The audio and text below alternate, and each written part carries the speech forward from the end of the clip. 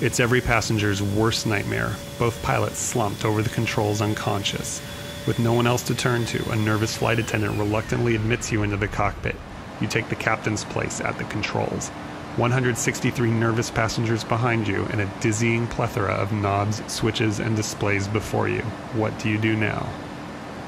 The good news is, the plane is likely already flying on autopilot. It's not going to fall out of the sky. You can use the autopilot to do most of the flying, but you'll still have to land it. Every aircraft has a different cockpit, and while there are some similarities, we don't have enough time in this video to train you on every one you might encounter an emergency in. So we'll instead just be learning one, the ever-popular 737. This is a 737-600 with its modernized glass cockpit displays. The first thing you're going to want to do is put on the pilot's headset and find the pilot audio controls. They're on the pedestal to your right. At the top is the mic selector group. Make sure that VHF1 is selected, otherwise you could end up merely talking to your passengers.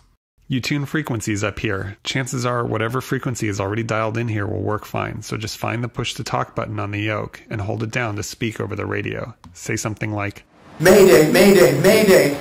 I'm a passenger on board Janet Flight 1603, but both pilots are unconscious. I repeat, Janet 1603, both pilots are unconscious and I am a passenger flying the airplane."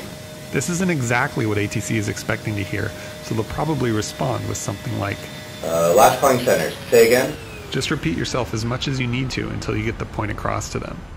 Once ATC realizes what's going on, they're going to put out the call for a qualified 737 pilot to help talk you down. In the meantime, they'll be vectoring other aircraft out of your way.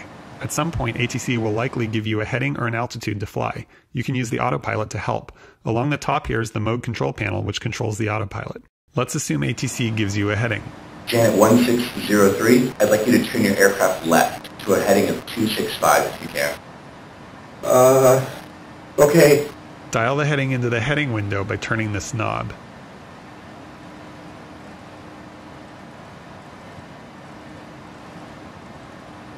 The aircraft isn't turning because the autopilot is following the flight plan. Press the heading select button to change this. The button will highlight and you can see here on the primary flight display that heading select mode is active. Now the airplane starts a turn. You can see your current heading on the compass down here. Note that we're commencing our turn. At some point, ATC will want you to descend so you can land. Okay, good job, Janet 1603. Now I need you to descend to 10,000 feet whenever you can. Alright, I'll try. To start descending, dial the altitude they tell you into the altitude window by turning this knob. Again, the aircraft won't descend because the autopilot is in cruise mode. Press the level change button to change the autopilot into an altitude change mode. Now your aircraft is descending. Don't be alarmed, the thrust levers will move backwards on their own. You can see your current altitude on the primary flight display here. Note that we've started a descent. As you get lower, ATC will want you to slow down in preparation for landing. If they give you a speed... Thanks request, Janet 1603. If you can, go ahead and slow down to 240 knots. Okay. Dial that speed into the IAS/Mach window using this knob.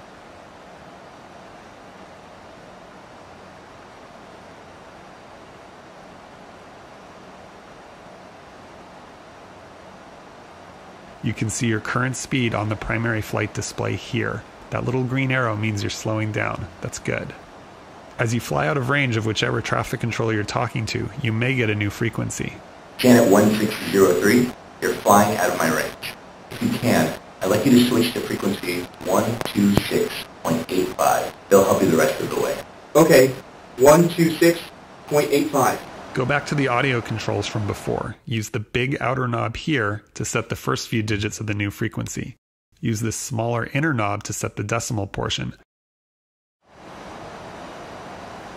Once you've set it, press the transfer button here to make the new frequency active. Then let your new controller know that you're here. Hello?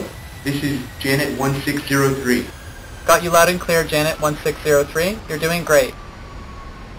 If at some point you get a new heading, Janet 1603, you're doing just fine. Now I need you to turn left to 220.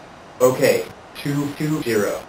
All you have to do is dial that heading into the heading window. No need to press heading select again, it's still active from before. And lastly, if you get a new airspeed.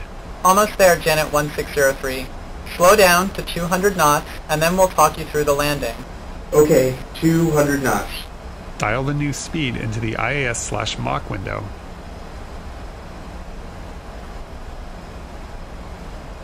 If the aircraft isn't slowing down fast enough, you can give it a little help by deploying the speed brakes. Pick this handle up over the gate, then pull it back to open the speed brakes. Open them all the way to flight detent.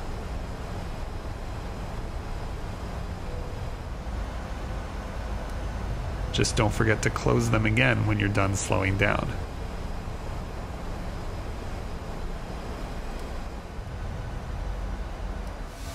Janet 1603, go ahead and turn right now to a heading of 030. That will line you up with the runway. Right to 030. And when you're ready, descend to 2,000 feet. Okay, 2,000. Controlling altitude, heading, and airspeed should get you safely close to whatever airport they're vectoring you for. You'll want to be pointing towards the runway and both low enough and slow enough to make a safe landing.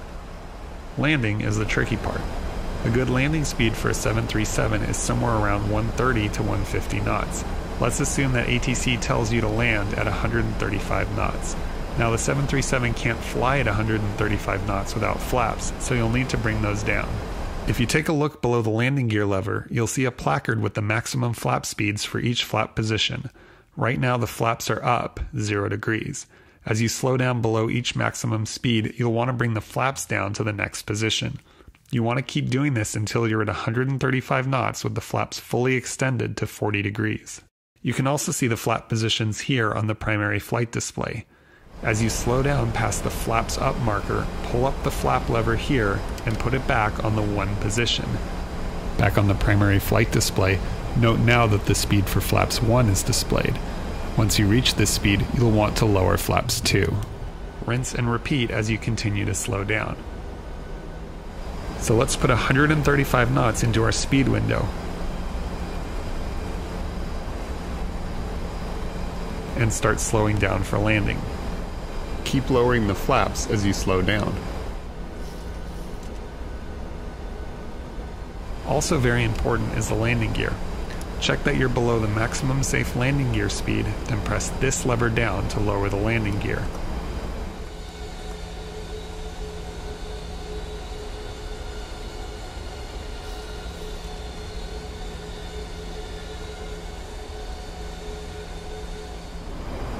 You should see these 3 lights turn green to indicate that all 3 landing gear are down and locked. The landing gear will also help slow the airplane down. Janet 1603, you should see Travis Air Base directly ahead. Land on any runway you like. Godspeed, sir. Okay, you're lined up for the runway, you're at a safe landing speed, the gear and flaps are down, and you're starting to feel like you might even survive this. It's time to turn off the autopilot and hand fly it to a landing. Press the Command A or Command B button, whichever is lit, to disable the autopilot. That will sound an alarm which you can silence by pressing this button here. Put your hands on the yoke, you're flying the plane now. Use smooth corrections to stay lined up with the runway. If you drift to the left, start a gentle turn to the right to fix it. Try to keep a nice, easy descent towards the runway. As you get closer, you'll start to see the PAPI lights on the runway. You'll want to see 2 white lights and 2 red lights. If you see 3 or 4 red lights, you're too low.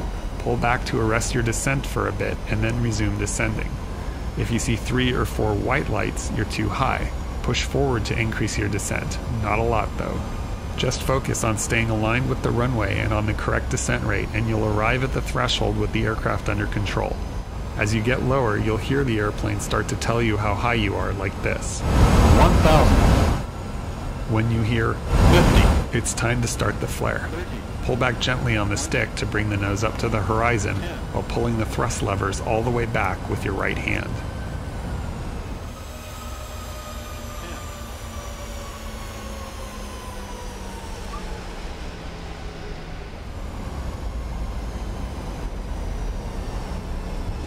When you feel the airplane touch down, activate reverse thrust by pulling back on these two paddles here.